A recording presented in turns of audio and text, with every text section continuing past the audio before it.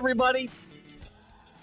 Keith Engle here for TGI Sports Talks College Sports Huddle, college football huddle for better or worse. Now, we'll talk some baseball, a little bit of basketball, but we're going to start getting back into football mode. And lots to talk about tonight. We'll see how much we got to talk about. You guys are going to drive this show and drive whether we take a little hiatus or not. If there's enough news and enough interest, we won't do our little summer hiatus like we did last year. I want to welcome everybody tuning in tonight on TGI Sports Talk, whether it's on Facebook, on YouTube, or X. I want to welcome everybody. Let me check something out here. Actually, I'll do that afterwards. Welcome everybody watching tonight on Northeast Streaming Sports on Facebook. I guess you can't watch on their Facebook right now because they're still blocked by Facebook. But on YouTube, and also Let's Talk Sports YouTube platform. Thumbs up to Ralph Williams over there at RW Media. Check him out over on, especially Tuesdays with the Sports Corner with Smoking Jim Frazier on WBVP Radio, which also gets replayed on Facebook. Check that out. And Ralph does a lot of great stuff as well. Thumbs up DDH. And a big thank you to last week's one-on-one guest, Tim Worley, former Georgia Bulldog, speaking of college football, and Pittsburgh Steeler running back. And also coming up this week at 9 a.m. Friday, we'll have Buddy Biancalana, former Royal World Series hero, 1984-ish. Just want to check something out. I guess we're good. All right. Facebook keeps telling me, by the way, it is amazing the scammers out there. You guys got to be careful. Be very careful. I have had message after message. I mean, every half hour on the half hour for 2 weeks, warning me that TGI Sports Talk's Facebook page is about to be taken down for copyright infringements, for this, for that, the other thing. Click here, go to this link. I've ignored it all. Today, I'm supposed to be gone. Even StreamYard has given me a little flag saying I'm no longer sharing to TGI Sports Talk, TGI Sports Talk's Facebook page, which is not true. You guys are watching it right now, I'm sure. And I did a little test this afternoon to kind of see what was happening.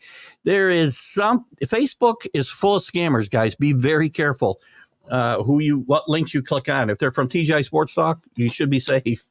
But it is amazing what goes on out there. So anyway, I want to welcome all you guys tonight. What are we going to talk about? I don't know. We'll look back at the draft a little bit in the sense to tie it back to college football. We'll go through the first round and look at the guys that will replace those players, such as Caleb Williams and Drake May and Daniels and such. We'll go through as much as we have, and go through some conversation about. We can talk about those picks and what we think they'll do in the NFL, what we think about who will replace them, and how they might affect these teams going forward. Maybe we'll look a little bit at the quarterbacks. I can't disagree more. I think the quarterback draft next year is going to be awful. Shedeur Sanders right now is a lot of people's number one consensus pick to be not just the first quarterback taken, but the number one pick in the draft. I don't see it right now. Speaking of Deion, we can get into the mass exodus. By the way, I was looking at this. Where is it? We talked about the transfer portal and his use of the transfer portal since December 5th, guys. 53 players have transferred out of Colorado.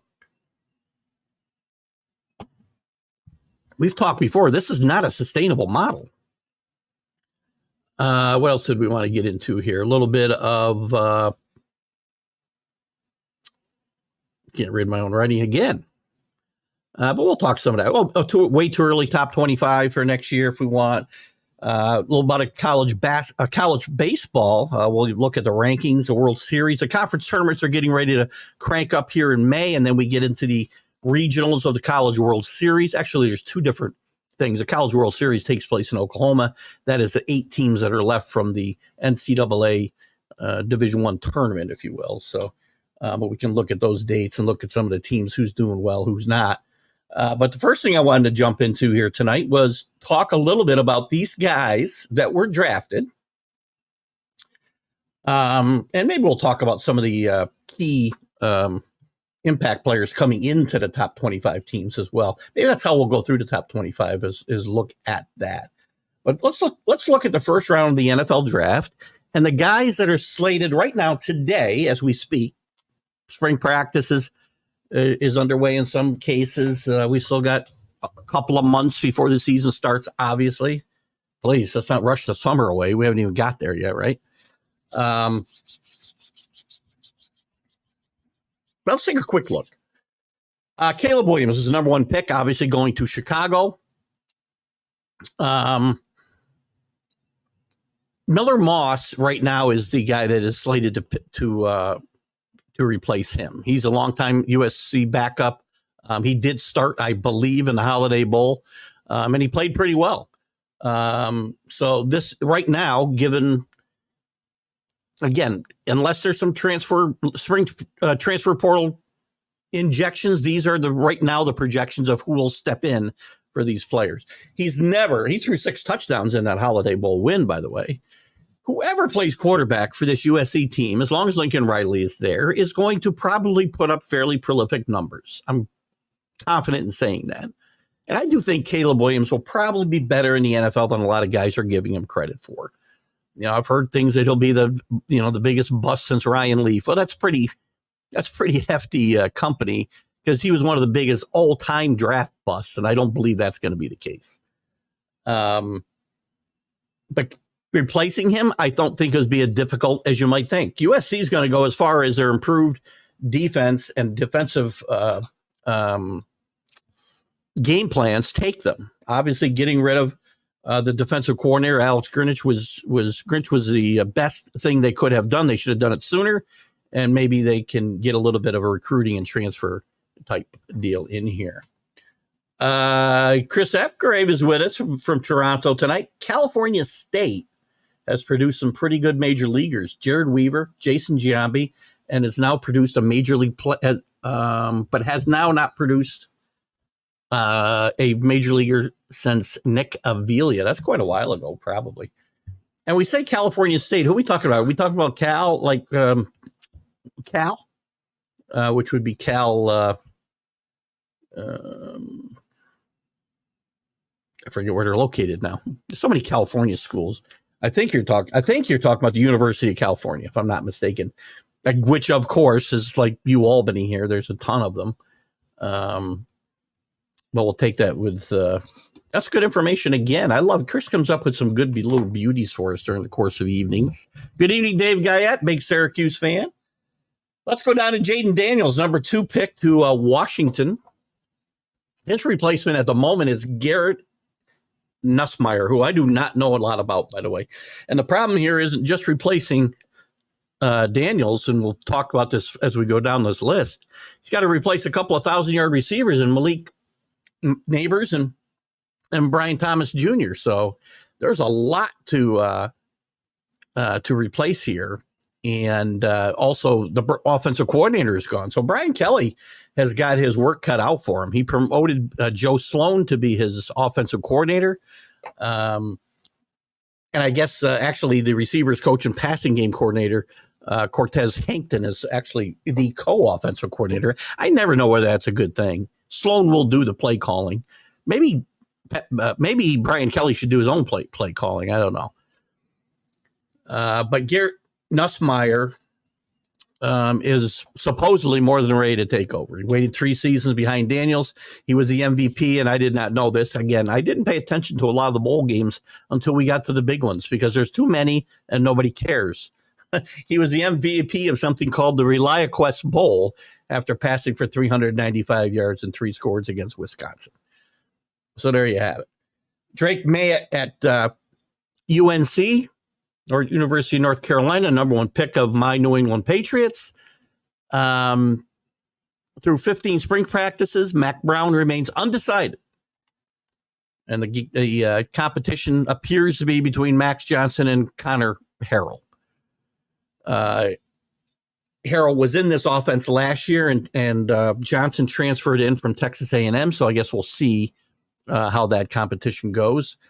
I would expect, by the way, USC to be better, LSU to be worse, and probably UNC, I think, to be better too.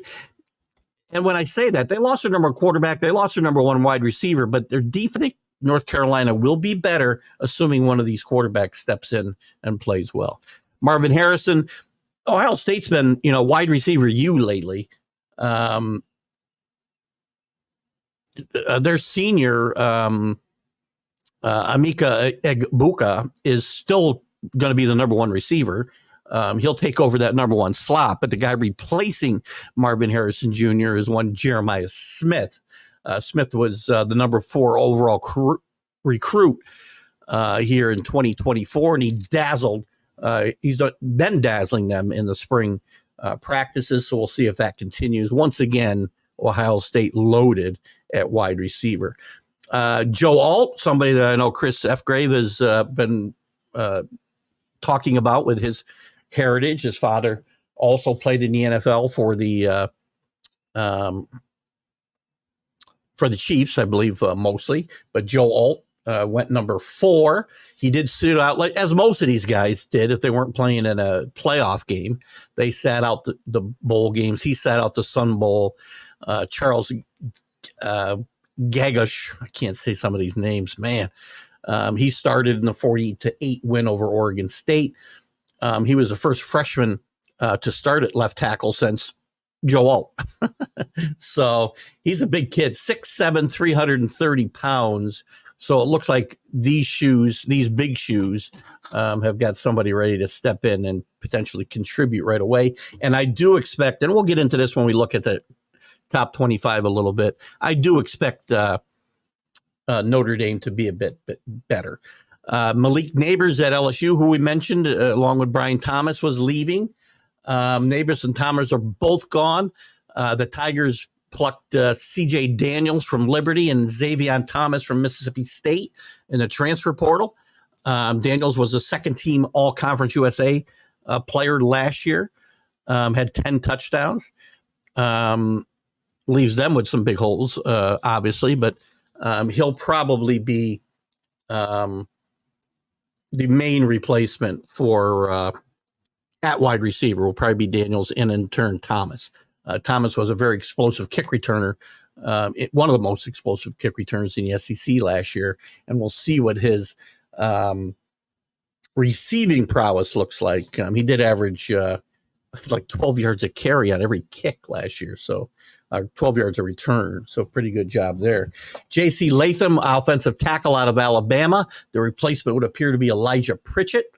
You do have Caden Proctor returning it at left tackle there after transferring to Iowa and then had a change of heart. Remember, a lot of guys had left Alabama when Nick Saban retired, and as Kalen DeBoer was coming in as the new coach, but a couple of guys have returned, including Caden Proctor. So they're going to be well taken care of at left tackle. You'll probably have Isaiah Pritchett playing at right tackle. Quarterback Michael Penix, the big surprise of the draft was Atlanta taking him at number 8 after they signed Kirk Cousins. That's another whole story that we won't get into too much detail here tonight because we're concentrating on the college side of this.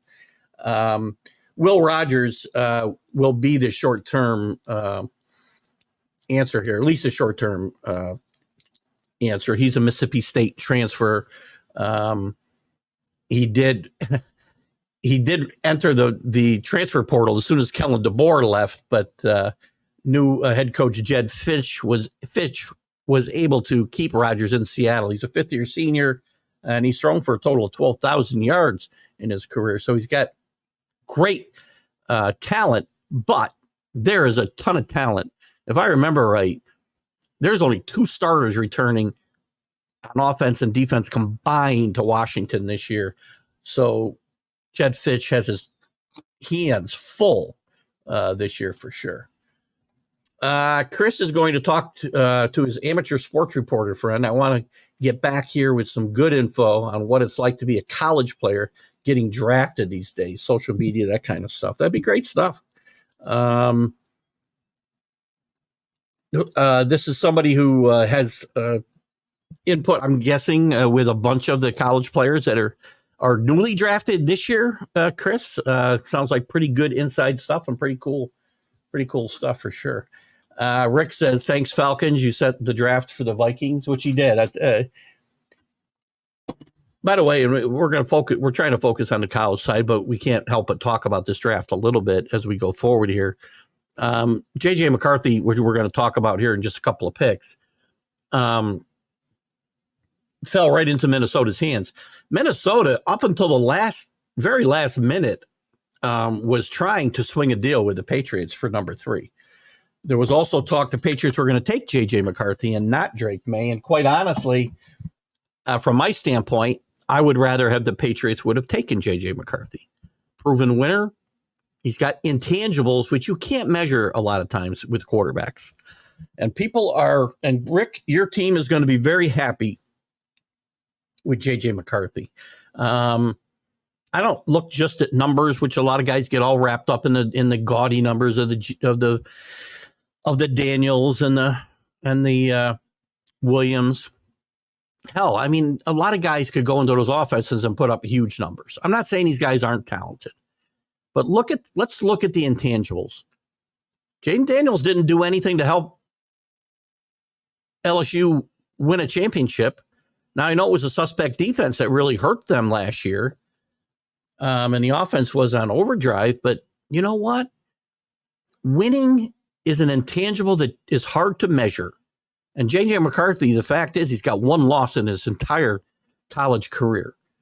And he played 2 of his best games on the biggest stage, which Michael Penix, quite frankly, did not do. So I have my doubts about Penix on the next level, and I have no understanding of what the Falcons were doing, taking him at number 8. But he'll be replaced by Will Rogers. Rome Odunze, wide receiver from Washington, a kid I loved, right behind Harrison as far as a wide receiver. He's going, I believe, he's not going to, Neighbors is going to, I forget I don't have listed here where they went. Odunze, gosh, I can't remember who drafted him. It's not important because we're talking about who's going to replace him. It will be Jeremiah Hunter, transfer from Cal, who started 23 games in 4 seasons at Berkeley. Cal Berkeley is what I was going for before, Chris, with the baseball players you mentioned, and wondering if they were Cal Berkeley players. I had to try to explain to my wife, Cal is kind of like, the University of New York system here, the SUNY colleges, right? It's very similar. There's a ton of California universities, but Cal has always been what Cal Berkeley has gone by from a sports standpoint, right? California Bears. I couldn't seem to convince her, that they go by Cal Irvine. They don't go by Cal Berkeley, Cal for some reason, but it's Cal Fullerton or it's Cal UC Davis. There's a ton of, there's probably 20, maybe 30 when you get into basketball, 30 University of California colleges, including UCLA. So anyway, I don't know why I got into that, but that will be the replacement for Rome Odunze. For J.J. McCarthy, Alex Norgie, this is going to be one of the bigger replacements that got to be made. Sherrod Moore has got his hands full. He's got to replace Corum at running back. He's got to replace J.J. McCarthy at quarterback. He's got a ton of holes to fill here if they're going to compete for a Big Ten championship again. And we'll see how that goes. But Alex Orji is somebody with not a lot of experience. He has good size. Experience can go a long way. So Penn State's offensive tackle Oli Fashanu were replaced by Drew Shelton. Shelton missed a lot of the spring here because of off-season surgery that he had. He started 5 games at left tackle in 2022 when Fashanu was hurt. He'll slide over and play that position full-time next year. Bo Nix, another guy that I'm not excited about on the next level. And I think that I do think that Sean Payton will find out that Drew Nix is not the next coming of John Elway pretty quick. Anyway, they've already got their replacement in hand. Reportedly, they paid $2 million for Dylan Gabriel to transfer from Oklahoma. And Gabriel had a great year last year, and he's again, right now, the poster child for the new transfer portal rules is you can keep moving. He played at UCF 2 years ago and started, and most recently at Oklahoma, where he had a really great year. And he will move to Oregon for his senior year, and he'll have the edge over UCLA transfer Dayton Moore here. Dan Lanning, I think, likes an experienced quarterback, as you saw with Bo Nix, for sure. Brock Bowers at Georgia. Rick, the talk is Oscar Delp for Benjamin Jurecek will be the new starter there. There's been competition here in the spring with them. Delp played most of the time while Bowers was sidelined last year with an ankle injury. So he becomes a tight end, the top tight end right now. But the talk is that former Stanford star Jurecek, who was the top tight end in the transfer portal, will get every chance and could possibly unseat Delp in that position. Fagua, the offensive tackle from Oregon State, Grant Stark, will likely be the starter, but there's three players that are competing there. Stark and Jacob Strand and Nathan Elu are two of the other ones. Lateo Latu, the offensive outside linebacker, edge rusher, if you will, from UCLA. His replacement is likely going to be Collins. Another one. Akamepong. And it's not going to be easy. Latu was the best player on his defense, and his defense was really, really good. New head coach Deshaun Foster has declared this position a transfer portal position, and they may still bring in somebody here in the spring. Collins, I'm going to call him Collins from here on out. Came from Miami, by the way. He's a 6'7", 270-pound freshman who's got plenty of raw potential. It's a matter of whether they can harness it. Byron Murphy, defensive tackle at Texas. Alfred Collins will likely replace him. Collins was the honorable mention in Big 12 last year, despite sharing the field with Murphy, a first-round draft pick, and the Outland Trophy winner, Devondre Sweat, who went in the second round. So Collins, who opted to return for his senior season, will be the next man up there, if you will. Dallas Turner, who dropped to number 17. I don't know how so many teams passed up on Dallas Turner, who in my mind was the best defensive player in this draft. No defensive player taken in the first 10 picks of this draft. I think the first time in history that's happened in the NFL. He was a redshirt senior. I'm sorry, the guy stepping in is Quadarius Robinson, who was a redshirt senior, and he saw most of his action on special teams last year. They love him. They like the way that he and some of his teammates have adjusted to the new defensive scheme with a new coaching staff there this year. So we'll see how that works out. Amarius Mims, offensive tackle from Georgia, just a monster of a man. I mean, he's about 6'8" and 340, I think, Rick, isn't he? A lot of physical talent. I know there was some mental errors that he made last year at Georgia that some of the NFL scouts were worried about. He ended up going to Miami, I believe. Ernest Green and Xavier Truss are the two players mentioned most in competing for this position. Jared Versay, the edge rusher out of Florida State, formerly of Albany State, here in UAlbany, I should say, here in Albany, New York. Played great with the Seminoles for 2 years. And Mike Norvell has gone to another transfer to replace him. Marvin Jones Jr. may have a higher ceiling, but there's a couple of guys they like just as well. Patrick Payton and Sian Lihoya, who one of them transferred, let's see,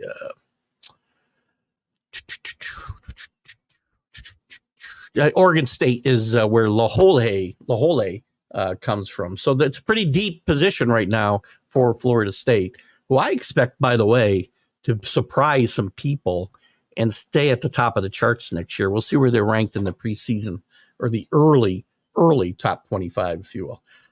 Troy Fatano, Offensive tackle from Washington. His replacement will likely be Sion Fasalo. Again, Washington with a lot of holes, and I can't see how Washington is going to be. Is going to be able to compete for that Western, even a weaker Western Division,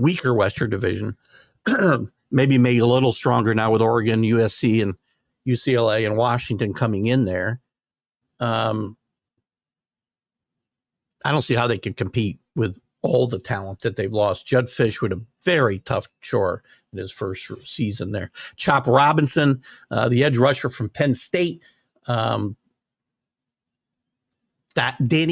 Dennis Sutton will be the pick to replace him. He was third team all Big Ten last year, despite starting only 3 games. So you can see the talent that he will have. He finished his sophomore season with 3.5 sacks and 6 tackles for losses. Quinion Mitchell, who I would say was the best cornerback in this draft at Toledo. He'll be replaced by Avery Smith. In fact, they lost Mitchell and Chris McDonald, also who was a third-team All-MAC cornerback, and R.J. Delancey, who transferred to Wisconsin. So Toledo had a really good year last year, and a lot to replace there. Brian Thomas from LSU, the wide receiver we talked about a little bit ago, replaced by Kieran Lacey. Teron Arnold from Alabama. You notice Alabama had a pretty good first round here. Domani Jackson is projected to be the replacement there. Jordan Morgan, offensive tackle from Arizona, his replacement. Bigger hole to fill here is Jed Finch. Did a great job at Arizona. Raymond Polito will replace Jordan Morgan. Graham Barton, offensive tackle, huge kid from Duke. His replacement will be either Justin Pickett or Brian Parker. Darius Robinson, the edge rusher, maybe a bit underrated, getting drafted at 27. His replacement at Missouri will be Joe Moore. Xavier Worthy, the speedster from Texas, who Kansas City traded up with Buffalo to bring in. He'll be replaced by either Isaiah Bond, Ryan Wingo, or Matthew Golden. Listen, Texas is still full of talent, and they're going to compete strongly for the SEC title in their first year there. Tyler Guyton, offensive tackle from Oklahoma. Jake Taylor or Spencer Brown. Nate Wiggins, the great cornerback from Clemson. Avion Terrell will be his replacement. Ricky Pearsall from wide receiver from Florida will be replaced by Chamir Dyke. Listen, Florida's had some issues with transfers out, graduation. It's going to be very tough for Napier to keep his job here. And they've got one of the toughest schedules in the history of college football coming up. And lastly, Xavier Leggett. Again, I think an underrated wide receiver from South Carolina will be replaced by Gage Larvadan. What do we got here? Chris, my all-time player, Tony Romo, got drafted out of Eastern Illinois College. I think he didn't get drafted, if I'm not mistaken. I want to say he wasn't drafted by the Cowboys. Let's check that out, Chris. You do have Eastern Illinois, right? I know that. Let's see. Pro football. Eastern Illinois. Give me his... come on, where is this? Usually you can click on... I can get more information. They're not giving me what I want here. All right, let me try Wikipedia then. Tony Romo. Well, let me try something different. I don't think he did get drafted. Played college football at Eastern Illinois, where he made the Ohio Valley Conference championship appearance in 2001. Undrafted free agent in 2003, but good call on the Eastern Illinois. Count Capperstein. That's an old school. Well, I don't know what that is. It's also produced Lenny High, who played one game in 1920. Chris is like our resident historian, man. He comes up with some stuff that I have never been able to, would never have been able to come up with. Good stuff, Chris. What do we got here? Lenny High, position E, 1920 Dakota Staleys of the APFA. How old are you, Chris? Hey, it's Daniel Barry, Sports Highlights. How we doing, guys? Good to have you with us today. Let's take a quick look at the let's just look at the top 25, shall we? I'm going to go backwards. And start at 25 because we'll probably all know who's ranked number one. Might even look at who the coaches are. I might even look at the ranked coaches. Now, this was done as of, I want to say February, let's say. Maybe it was March, this top 25 is from. At number 25, Texas A&M. Not ranked last year, 7-6, 4-4 in the SEC. They got a new head coach, as we know, and Mike Elko, who did a great job at Duke. He knows the program well after serving as Jimbo Fisher's defensive coordinator for a couple of years before going to Duke. We're going to see. It's going to depend on whether they can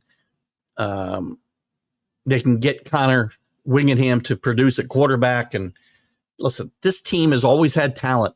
Jimbo's had top 5 recruiting classes nearly every year he was there. But you got to win games. Chris and Jack graduated with Babe Ruth. Jack Welsh. Or Jack Hirsch, excuse me, Jack Welsh. Yeah, Jack Hirsch wishes he was Jack.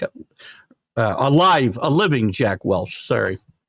I'm sorry about that. Number 24, my Miami Hurricanes. Last year, 7-6, 3-5 in the ACC.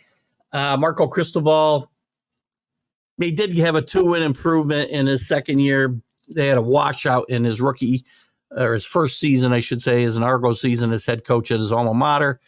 They do bring in Cameron Ward, one of the top-rated quarterbacks, coming back to college this year. Had a huge season at Washington State last year. He threw for almost 7,000 yards and 61 touchdowns in 2 seasons at Washington State. Got off to a great start last year, got banged up. The team fell apart. He transfers in. They've got some other big transfers coming in. They've got a kid who's like in his 8th season, by the way. Miami at number 23. Another one of my favorite teams because of their coach is one of my favorite coaches in Mark Stoops. The Kentucky Wildcats, not ranked last year, 7-6 again, 3-5 in the SEC. They brought in former Georgia backup quarterback Brock Vandegrift to help revive the offense. He was one of the most highly recruited dual threat quarterbacks in the country when he went to Georgia, and we'll see whether he can transfer or let's say recall that talent as he moves on to a different program. They also added receiver Jamori Macklin, who caught 57 passes for North Texas last year. So we'll see. We'll also have a new offensive coordinator there as well. Kansas, number 23. Last year, number 22 in these preseason rankings, 9-4, 5-4 in the Big 12. Great job reviving this offense. The whole thing's going to come down to whether Jalen Daniels can stay healthy. He's been hurt the last 2 seasons. They got off to a great start 2 seasons ago. They got off to a great start last year. Devin Neal also is one of the top players in the Big 12, if not in the country, at tailback. So I think it's possible this team may even finish higher than 22 myself. Louisville Cardinals, 10-4 last year, 7-1. Fromm did a great job in his first year there, getting them to the ACC championship game. There's a boatload of transfers heading to Louisville to try to improve an offense that did falter badly down the stretch. They brought in Tyler Show, former Texas Tech and Oregon quarterback. He'll be playing in his 7th season. These guys make careers in college now. Guys don't play in the NFL for 7 seasons. They also brought in Ja'Cory Brooks from Alabama, Colin Lacey from South Alabama, just to name a couple of the bigger guys. Tight end Jaleel Skinner, who went to Miami. At number 20, Kansas State. They finished 21 last year, 9-4, 6-3 in the Big 12. Chris Kleiman's done a great job. Maybe one of the more underrated coaches, although his name does come up for a lot of job openings when they come. Placing Will Howard as their quarterback will be the biggest thing. He went to Ohio State. We'll talk a little bit about that in a minute. And also his offensive coordinator, Klein, had moved on to Texas A&M. So it's going to be very interesting to see how they replace them. But Chris Kleiman is just one of the best in the business in my mind, especially one of the best in the Big 12. And the new Big 12 now with the Pac-12 teams, Arizona State, Utah, all coming into the fold, along with Colorado. And what's his name? Deion Sanders coming in. Clemson and Dabo Swinney, 19. They finished 19 last year, 9-4, 4-4 in the ACC. A down year by all measurements. Big early season game with Georgia on tap for Clemson. Could be a very big measuring stick for both of these programs next year. How they perform in this game. The key is going to be Cade Klubnik and whether he continues to grow in offensive coordinator Garrett Riley, Lincoln Riley's brother's system. He had some very up and down performances last year. And we know that Dabo is not a big guy in the transfer portal. He did very little to reload this roster, and he lost Will Shipley and a handful of defensive stars in the NFL. So it's going to be interesting to see what happens here. What do you got for us? Chris F. Grave, Bo Jackson. Everybody knows Bo Jackson, who came from Auburn. Still a prominent man there at various events. Another school who hasn't produced many major leaguers since household names. Davis Daniel and Eduardo Julian in 2019. I'm not even going to call them household names, actually. Number 18, NC State Wolfpack. 20 last year, 9-4, 6-2. They do get a big transfer quarterback in Grayson McCall coming in from Coastal Carolina. He's thrown for more than 10,000 yards and 106 total touchdowns with the Coastal Carolina team. So very interesting to see what happens there. They also added Jordan Waters, who was Duke's leading rusher last year as well, among 8 new receivers coming in here as well. Watch out for North Carolina State. Always a dangerous team in the ACC. Number 17, one of my favorite coaches, Mike Gundy and the Oklahoma State Cowboys. With Oklahoma and Texas moving on, obviously, Oklahoma State has a chance to stake its claim in the newly shaped Big 12. We'll see. You know, they had a big injury and they were playing well when Ollie Gordon got hurt last year. He did rush for 1,700 yards last year. Had some injury issues around the end of the season. They do bring back all 5 starting offensive linemen as well. Key here is going to be quarterback play. Defense has carried this team the last couple of seasons. Inconsistent offensive play has buried them.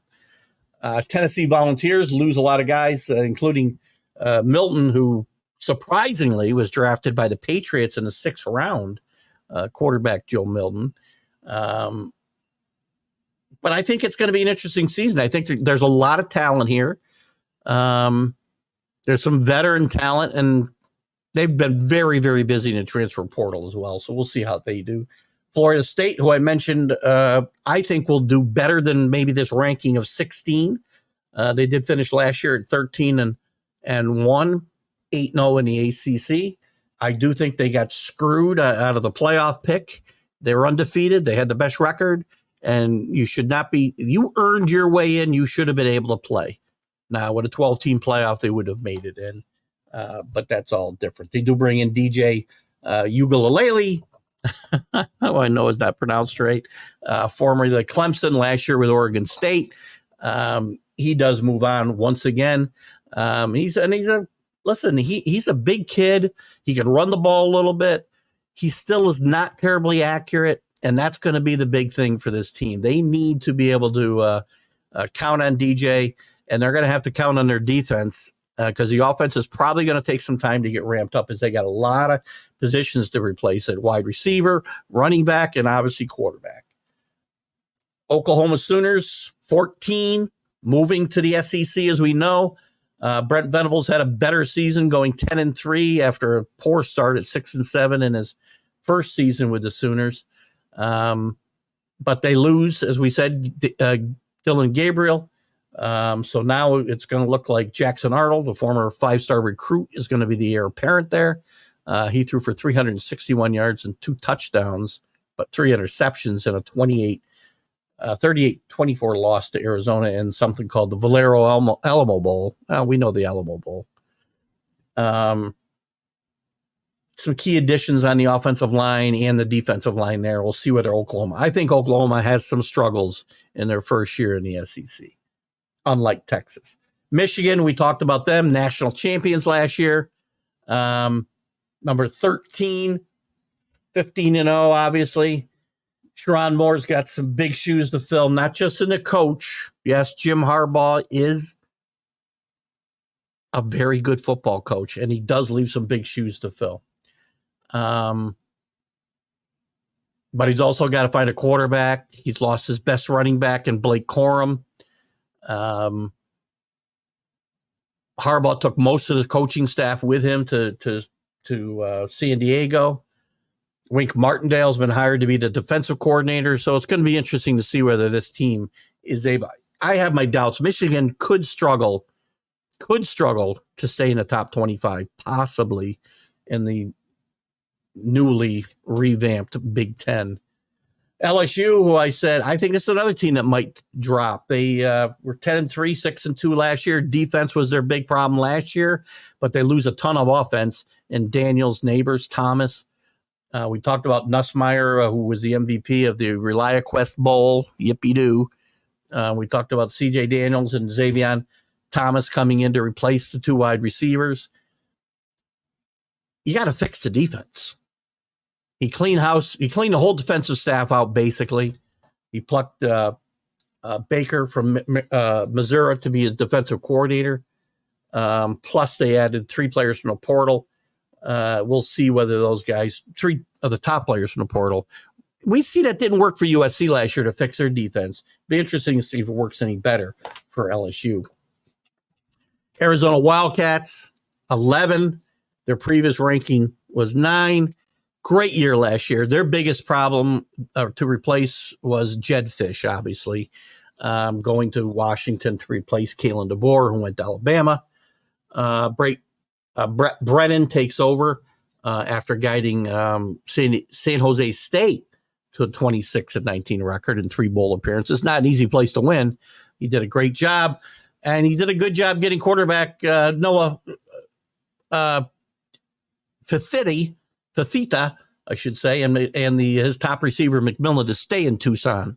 But there's a lot of other turnover. 6 players, including their top rusher, Johan Coleman, have left the building. So it's going to be a little tough for Arizona to repeat last year's performance, in my mind. Utah, one of the best. Again, we talked about great coaches. Kyle Whittingham, one of the best coaches in the country. They get Cam Rising back. He, I believe, is playing his 7th season, if I'm not mistaken. He missed the entire season last year with a knee injury. He'll be back, hopefully healthier, completely healthy after sitting out the year, and he'll be one of the top names talked about in the draft next year, I'm sure. Utah and Kyle Whittingham, always going to be a tough out. 8-5 last year is probably a little bit of a downer for this team. Alabama, losing, of course, the greatest coach of all time in Nick Saban, and losing a bunch of great players both to the draft and to the transfer portal. I think this team's going to have a hard time staying in the top 10, maybe in the top 15. Maybe they will not make the playoff. The SEC is going to be that much better next year. And as I said, I expect Texas and We haven't even talked about Georgia yet, or Mississippi, who will also be very, very strong this year. Chris says, speaking of minor leagues and Babe Ruth, George Sherman played at the Hanlon Point Park off Lake Ontario. Hanlon Point is now a nudist beach that separates itself from the regular beach with an orange snow fence. Chris, that is some interesting information. Babe Ruth also played up here at Sportsman's Park in Northville, New York, where Sport Island Pub is now. Years and years ago, obviously up in the Adirondack Park here in the northern parts of upstate New York. So a little bit of Babe Ruth trivia as well tonight. Good job, Chris. Who have we got here? Where am I up to? Number 9? Nope, number 8. Penn State. I'm going to believe this when James Franklin earns it. 10-3, 7-2 in the Big Ten. Can't beat Michigan. Can't beat Ohio State. Now he's got three other really. Washington will probably have a down year this year, but he's got 2 other really good programs. Whatever we want to say about USC, it's still a historic program, and Oregon is going to be very good. I don't know whether they're on the schedule next year without looking at it, but they do get Drew Allar back. They do have Nicholas Singleton back and Katron Allen, their top running backs. I just do not think James Franklin can win the big games. I've said this forever. Missouri with a great year last year. They would have been in the playoff. They had a chance. They were still alive for the playoff going into the last weekend of the season before the conference championship games. They did lose Cody Schrader, their tailback, who was a great, great player. But they keep a lot of their defense there. Their coach, Eli Drinkwitz, did a great job in the transfer portal. And I would expect this team still to be very strong and competing in the SEC, which we have said is going to be very strong. You're about to hear 4 teams in the top 7 are going to be, maybe 5. I think it's 4 teams in the top 7. We're about to go to Ole Miss and Lane Kiffin, the king of the transfer portal. He's got Dax coming back at quarterback.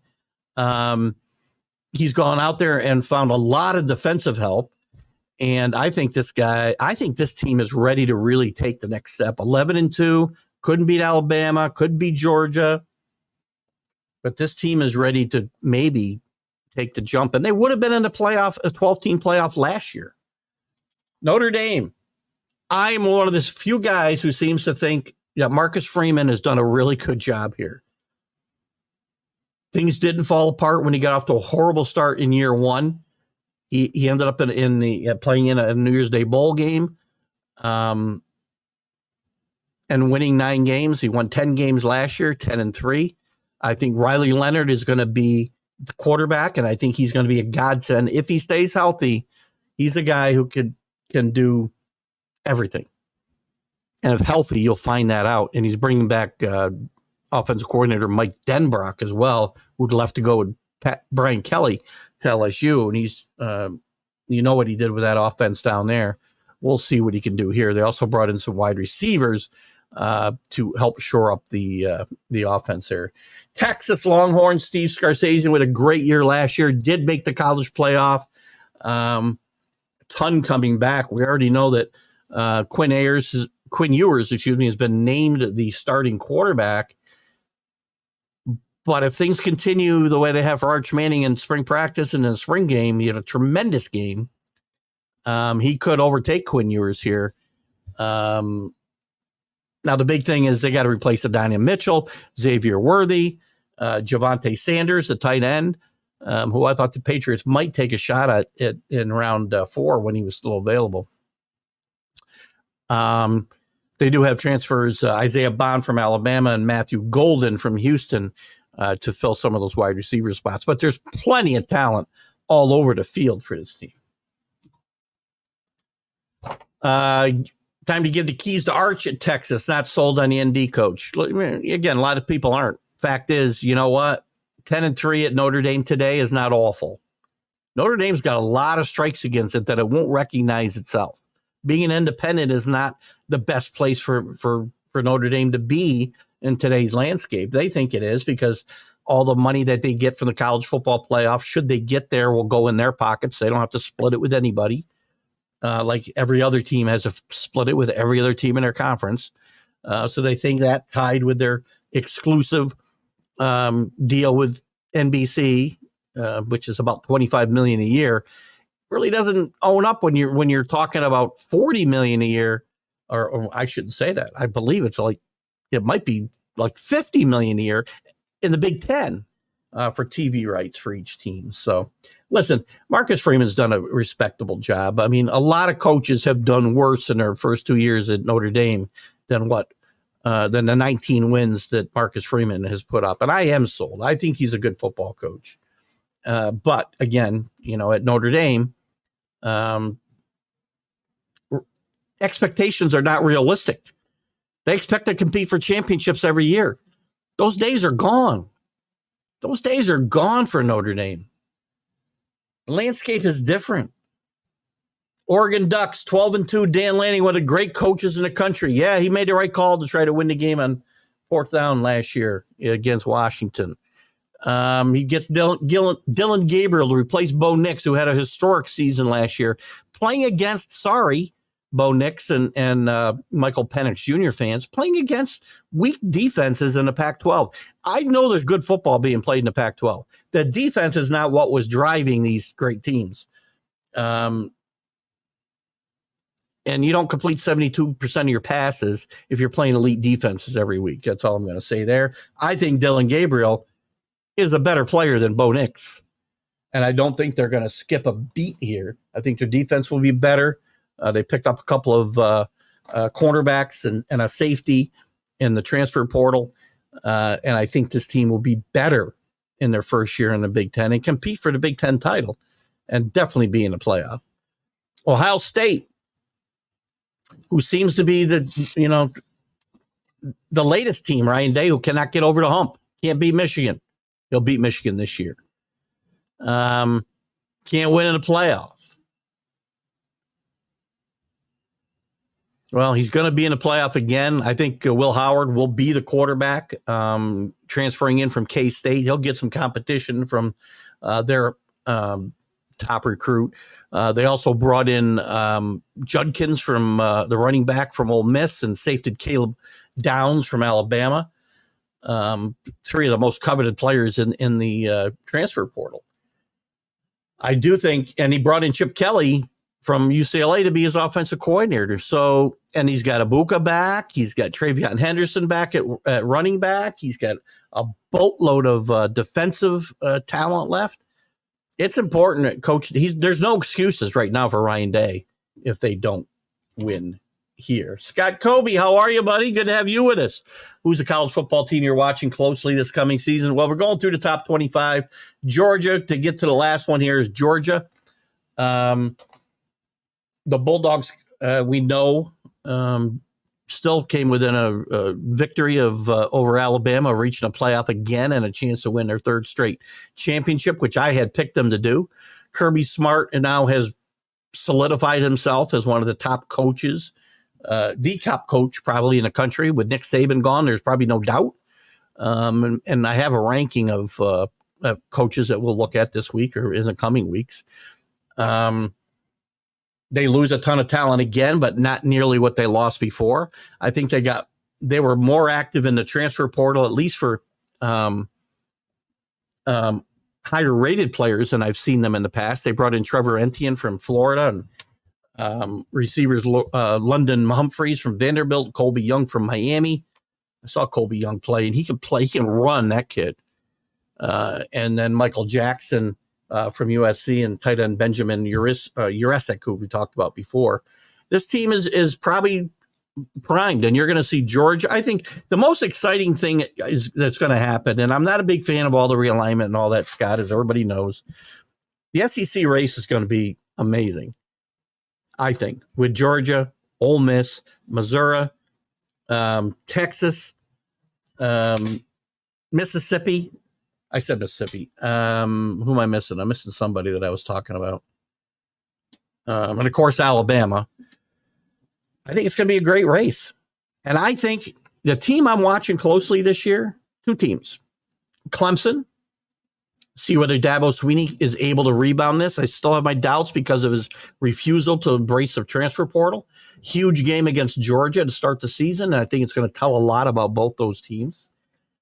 And I know Rick is going to disagree with me necessarily, but I think Notre Dame, Marcus Freeman, people can have their doubts. Rick's got his doubts, and I'm sure a lot of other people do too. I've said from the beginning, I thought he was a great fit for this team, and I continue to think he's a great fit for this team. Him growing into that position and then bringing in Riley Leonard. If Riley Leonard is healthy and some of these other transfers at the wide receiver position produce, the defense is solid. I think this team is possibly one of the top 6 in the country going into the playoff last year, maybe the top 5 in the country, maybe higher. And they're going to probably need to be, maybe they're going to need to be to get into that playoff. But I think it's a very, very good team about ready to take one more giant step. I mean, and I'm intrigued by Miami next year too. The team that I have a rooting interest for because of family ties. Cam Ward is a very interesting, maybe the most interesting transfer quarterback. I think Will Howard, Cam Ward, and Riley Leonard are 3 huge quarterback stories to keep an eye on in this coming year. Some of the stories I think there. Scott Kobe's doing okay. I hope you'll be attending the retirement home square dance this weekend. What kind of covered dish do I need to bring? I was going to bring a peach cobbler. I hope somebody else hasn't already written down on the attendance sheet to bring that, Scott. He said with joking. Alabama and Texas playing around Thanksgiving should be extremely important.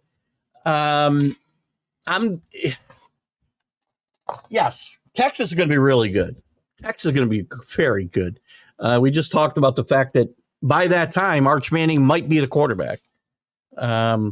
Tremendous spring game for Texas. He's been progressing nicely. Ewers, injury issues and a bit of a downturn in his performance the end of last year. I think the leash could be a little short for Ewers this year. I know that Coach Scarsazian has already named him the starter. But I think I think Manning may end up the starter there. They got to replace those wideouts, but there's just a plethora of talent on this team.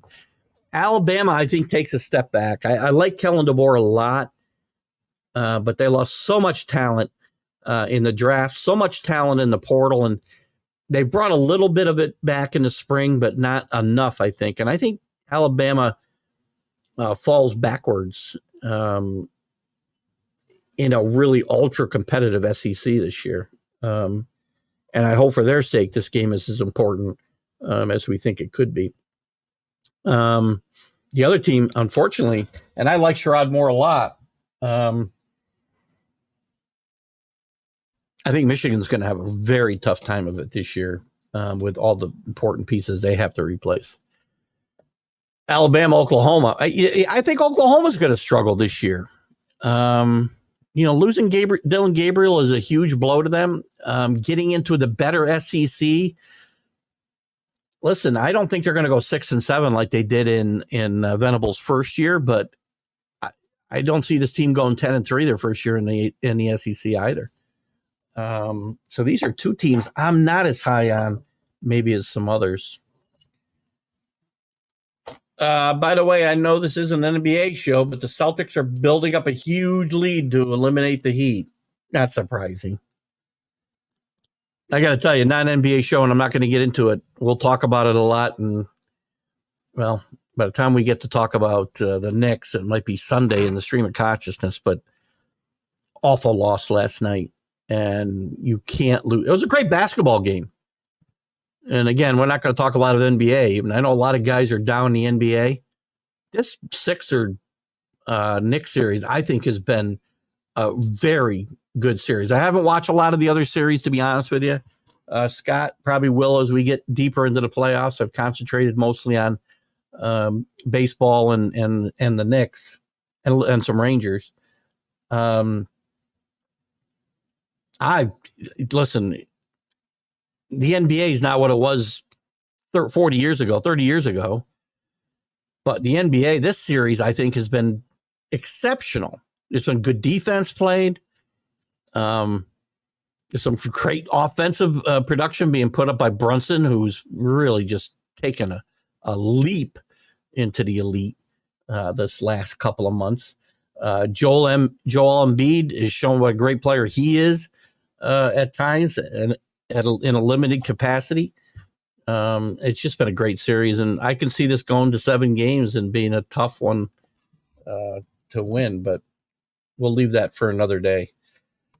What else? I wanted to look at, we talked about, I already talked about this once.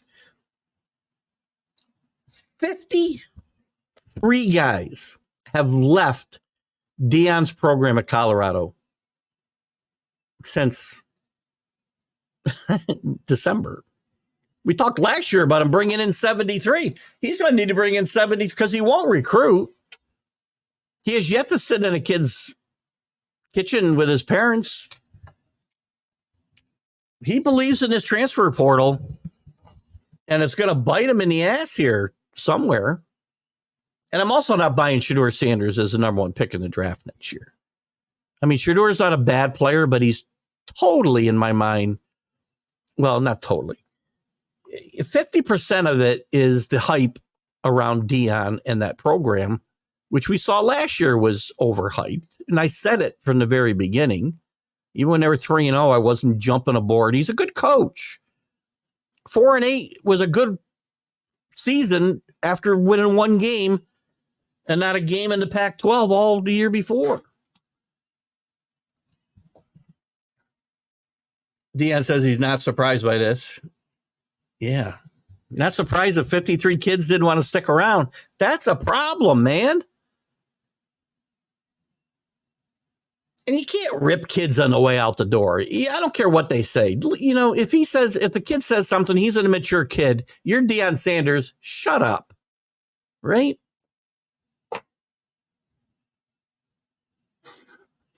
And these guys have gone all over the country, man. Colorado Cats also gone on a new journey around football. 15 matriculated to Power 5 programs. 22 ended up in a group of 5 rosters. 11 went to FCS or Division II, and 2 are attending junior colleges. 3 ex-buffs are unsigned. You know, that's one of the big things that nobody talks about. The dangers of this transfer portal, right? Thousands kids in the transfer portal every year. There's over 2,000, almost 3,000 kids from college basketball in the transfer portal. They don't all find landing spots, and now they're not going to get an education.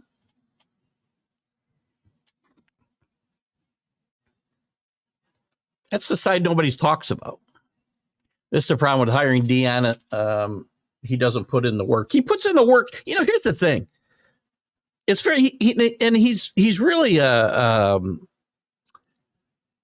he's kind of an enigma. I think he's a really good coach. I think he's really good with the kids, at least from what I've seen. And I think this might have been more so at Jackson State. He held kids accountable, benched his own kid. I talk about this all the time for the championship game when he was at Jackson State. He makes sure they go to class. But this whole methodology of his with the transfer portal and forgetting about recruiting, he says it's not sustainable to build a roster through recruiting. Well, how's it sustainable to turn over, 70% of your roster year after year? How's that sustainable? People talk about him going to the NFL potentially. This model doesn't fly. And I think he's good with the kids. And he's obviously good with the press. And Colorado's gotten, publicity-wise, more than they could have asked for. when you got rock, and it's great. If you want the rock on the sidelines for games, that's great. If you're there to build championship caliber football program, then probably not the right guy. Right? See what other news is going on around college football. Sorry, my jaw is starting to hurt again from talking. Yeah, him and his son both transferred. Belittle this kid. Who's this kid? Sanders and his son Shador have gone on the offensive social media after a story ran about former Colorado Buffaloes player, about how former Buffalo players fared after they were run off following the arrival of Prime. This is last year. Former Colorado safety Xavier Smith told The Athletic in a story published Monday that Deion Sanders never even tried to get to know me, and he was destroying guys' confidence and belief in themselves. Shador posted on X, formerly Twitter. They didn't even remember who Smith was. You just backed up his whole story right there, Shador. Great job. Bro had to be very mid at best. I don't insinuating Smith was only an average player. Smith who had injury trouble in his short time at Colorado, earned freshman All-American honors at FSC Austin P in 2023, and has since followed his coach, Scotty Walton, to UTEP. After Shadur's tweet, things escalated into a series of back and forth trash talk. Colorado receiver Caleb Mathis posted a video of himself getting the better of Smith in a practice last spring, to which Spring's teammate J.M. Ward notated that Matthias had just 38 yards receiving last year. Oh, God. What did Deion say? Prompting Coach Sanders to weigh in Wednesday, stating, "Lord Jesus," above a screenshot of Ward's stats. Deion's tweet, taking aim at the relatively anonymous FCS player, was viewed more than 12 million times. Well, is that what you really ought to be doing? Oh, man. It's not the way to carry yourself if you're going to be a top college football coach. Sorry. Oh, frustrating. What else we got here? I'm not sure what we got here. Kalakamanis named Rutgers' new QB1. Rutgers needs to get out of Big Ten, man. Soon. I guess I don't really want to talk about any of that. Where's that coach's poll? I want to look at this coach's poll if I can find it. Bear with me. I'll talk a little baseball before we go, too. I don't know. I don't know where I saw that. I lost it now. Probably when I went looking for transfer portal tracker. What do you guys got? What say you guys? I'll find that, college. We'll talk about that another day. I'm going to get into a little college baseball. What do you got here, Scotty? I'm not a big fan of his and wasn't of the hiring. I think Deion could have, would have been better served just staying at Jackson State. Because, when he got that job, I thought it was just going to be, a clown show, and it wasn't. He was a really good football coach. He brought in good football players. He held kids accountable. He turned a program around. They played for a championship. And I thought it was really good for the historically black colleges to have that type of spotlight on them. He leaves, and that spotlight's gone. So where does he help? The black athletes, if you want to stay there, where is he going to be of more help? Going to Colorado, and at best he's going to go 8-4, 7-6. Maybe they'll do better in the new Big 12 this year. Maybe. But he had the chance to do more good for the black athletes at staying at Jackson State than he did moving on to a program like Colorado.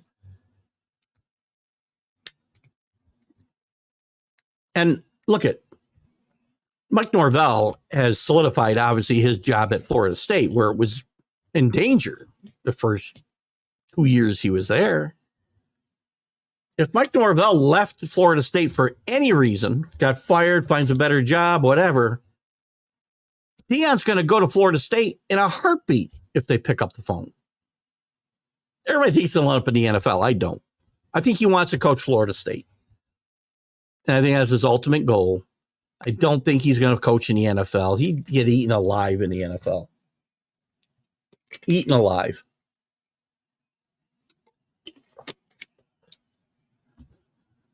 I don't think that's an overstatement either. What's going on in college baseball? We're coming up soon. We start to get the middle of this month. We'll get the conference tournaments, which are going to lead to regional play, which is going to lead to Oklahoma City, and the College World Series. Corey Kluber, who came out of Stetson University in Florida, he's one of only 12 major league players, 12 players, I should say, over the past 40 years to make it to the major leagues. Some other good names, though: Jacob deGrom, Logan Gilmer. I'm missing something here. Came out of Stetson University in Florida. He is one of only 12 players over the past 40 years to make it to the major leagues. From where? From Stetson? Yeah, because then you put in some other guys that made it to the major league. So I'm a little confused, Chris. If you can declutter that for me a little bit.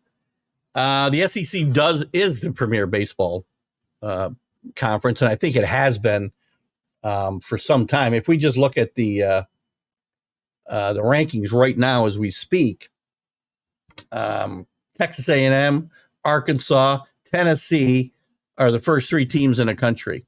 In the top 25, you also have Kentucky, Wake. Oh, that's ACC. South Carolina, Mississippi State, Vanderbilt, Georgia, Oklahoma, which isn't yet, so I won't count them. Alabama. That's 10 of the top 25 teams in the country, including the top three, Texas A&M, Arkansas, and Tennessee, are from the SEC. And it's going to be a great run to Oklahoma City this year, I think. I mean, the top four teams in the country, none of them have 10 losses.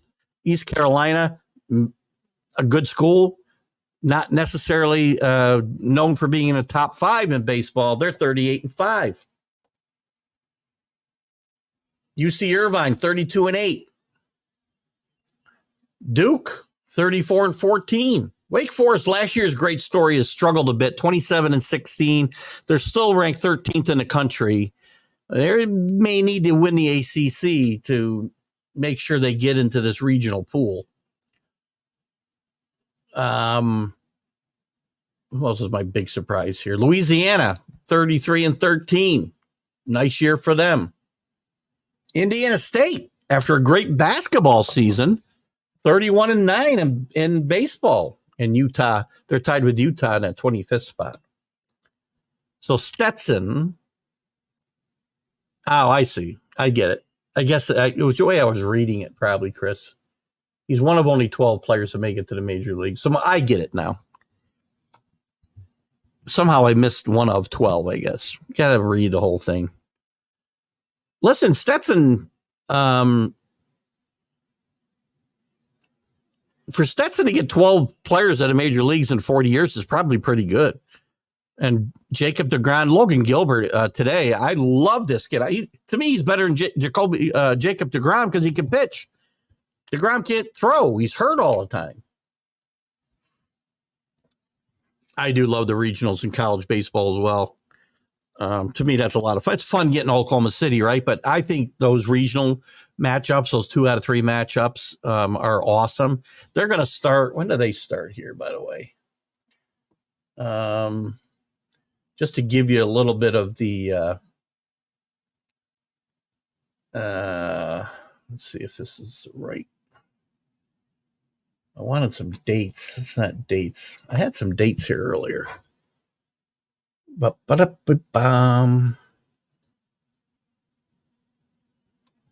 to tell you, Scott, I don't know if you've been here. Let me get to these dates first. That's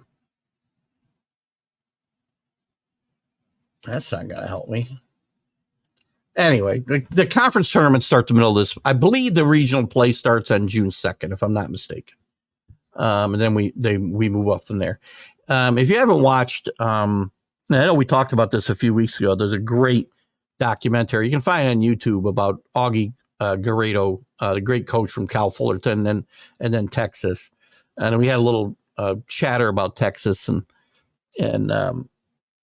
Augie's predecessor there as well, being one of the great coaches of all time in college baseball. But it's a great documentary if you want to see inside look at one of the great college coaches of all time.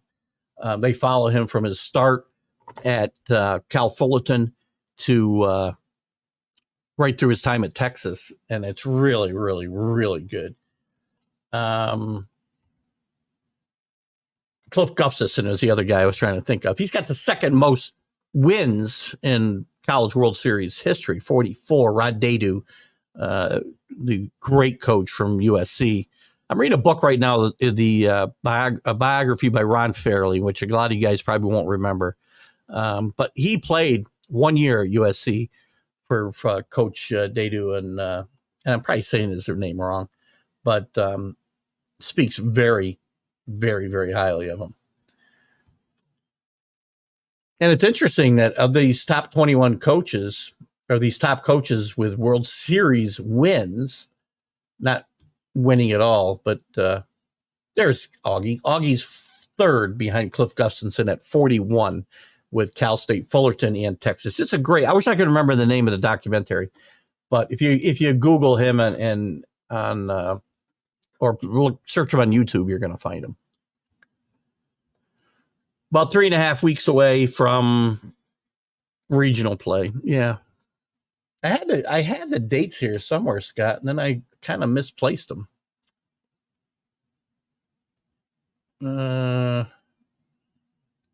Rankings. Yeah. See. Well, here's a brackets. See if this tells me. That's last year. Last year, the regionals championships were played on June 2nd. So I would guess we're going to get more regional play before that.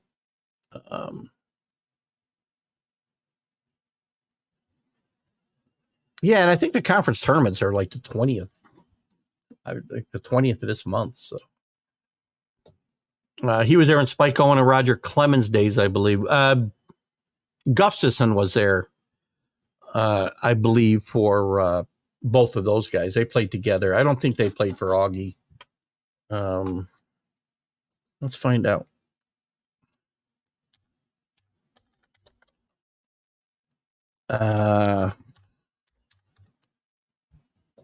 Augie Garrido passed away in 2018. It's really he gives some of the best motivational speeches in this documentary. He just goes off a couple times in the locker room, and I got to tell you, see, coach at Texas from '97 until 2016. So yeah, that would have been after. So Gustafson had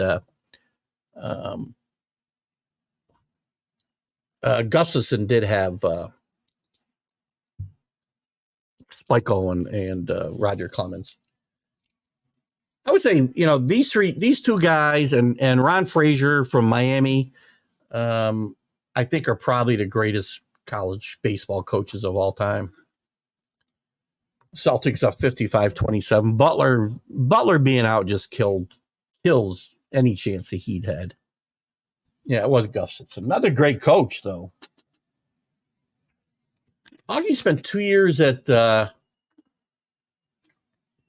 Illinois, which I didn't even realize. He left to go to Illinois for 2 years and then went back to Cal Fullerton before he went to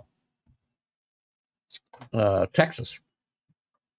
Made his bones at Cal State Fullerton, though. 12 years there. Actually, 17 years there with 2 different stints. And then 19 years with Texas. Great job. Texas was a hallmark program at college baseball for a lot of years. Texas and USC, probably before Texas, right? It was USC and Rod Data. A lot of great players came out of that program. Fred Lynn, Arizona State with Bobby Winkles, another great program. He doesn't even make this. Interesting enough, he doesn't even make this list of where is that? Where'd that list go now? Coaches with the most World Series wins. I'm surprised that Bobby Winkles isn't up there at all. So Dadu with 60, Gustafson with 44, Augie with 41. There's a tie at 36. Jim Brock from Arizona State. Actually, Jim Brock, I guess, was there before Bobby Winkles. So he probably is more responsible for the Reggie Jackson, Sal Bandos of the world than Bobby Winkles was. Mark Q at Stanford is tied with 36 with Jim Brock. Skip Bertman, great coach from LSU, another great program. Ron Frazier at Miami had a pretty good run, I want to say in the 80s and 90s. Ray Turner at South Carolina. Jim Morris, also from Miami. Mike Martin from Florida State. Florida State's had a pretty good program through the years. And then a little bit of a surprise, and Pat Casey from Oregon State with 21. What a bunch of great players came out of these programs. So, my gosh, tremendous. Love talking some college baseball tonight.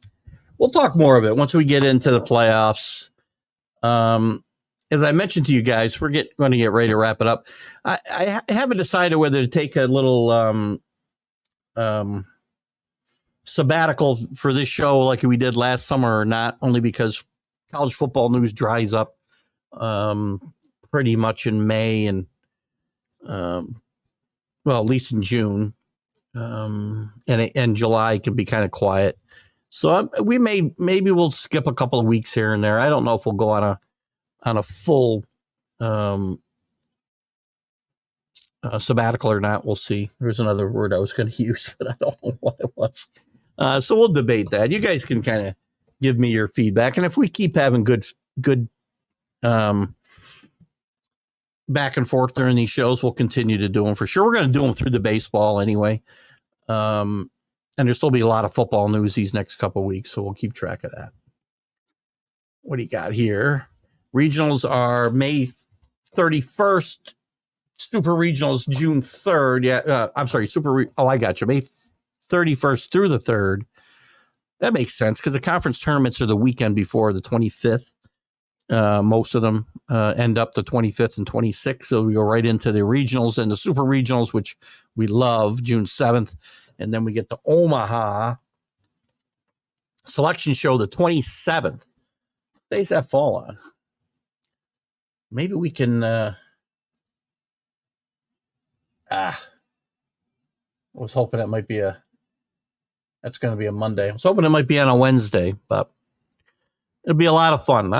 College baseball, and to give the women their credit, the college softball World Series has really become a big attraction as well. And I like watching those games as well. Some really talented women playing today. So the month of May and early June will be a lot of fun. So we'll go through at least then, and then we'll make a decision. We'll miss a week here and there. We got some traveling going on and whatnot. Even just talking amateur sports sounds good to me. Roger Clemens came from the University of Austin. The same school produced J.P. Howell, Bruce Elder. Listen, University of Texas, which is Austin, has produced a lot of great players. God,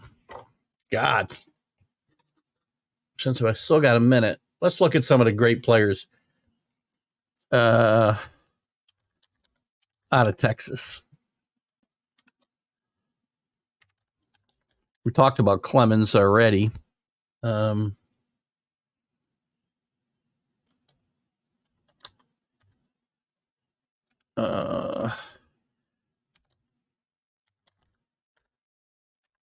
right, let's look at some of these guys, shall we? Current players: Matt Albers, Corey Eldridge. There's a lot of them. Let me get a little better list here. Spike Owen, Roger Clemens, Calvin Schiraldi. Remember from the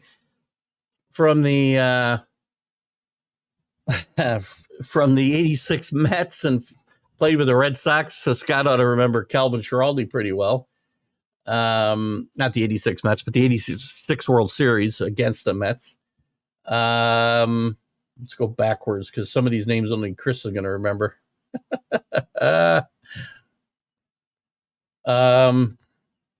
Here we go. Cody Clemens, don't forget. Corey's Roger's son. Corey Knable, who I can never say his name. Jordan Danks. Brandon Belt, great, nice player. Drew Stubbs. J.P. Howell was mentioned already by Chris. Omar Quintela. Houston Street, great player. He played for Augie Gardado, I can tell you right now, because I remember him talking very nicely about him when he passed away. Who else? I know we got better. Shane Reynolds, very good pitcher with the Astros. Scott Coolbaugh, Billy Bates, Mike Brumley, Bruce Ruffin, Calvin Schiraldi, Roger Clemens, Spike Owen, Ricky Wright. Go back a little further. Dave Chalk, if you go back far enough. Bert Hooton, University of Texas, Chicago Cubs, and Los Angeles Dodgers. Anyway, there's some of the names you got. Let's get a couple of, what do you got here? You mean the Oklahoma softball regionals? Yeah, I do. Spike Owen was there with Clemens. Yes, they played on a championship team with Cliff Gustafson for sure. Don't say it. Of course, you remember Schiraldi. However we say his name. Jim Aker was a university. There was knuckle curve when it was rare pitch. Again, in the major leagues. Was popular back in my day, 2019. Don't make yourself older than what you are, Chris. Nobody's as old as me here. Guys, we're going to get ready to wrap it up. Great night tonight. Thanks. We'll talk more football, more baseball, most likely next week.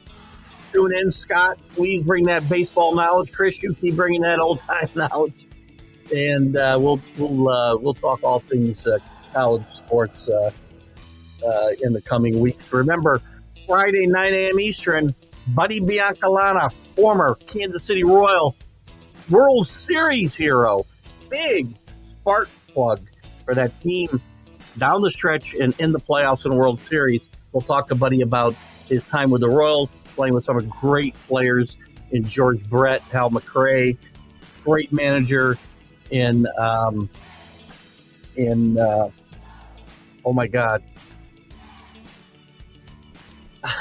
Isn't that terrible? I just forgot the manager's name, who was a Yankee, Dick Hauser. Jesus, for forever a Yankee coach. Had a great career with Kansas City. His life was cut short by brain cancer, sadly. Anyway, great show tonight, guys. We'll see you Friday morning with Buddy Biancalana and Sunday on the Stream of Consciousness. Have a great Wednesday night.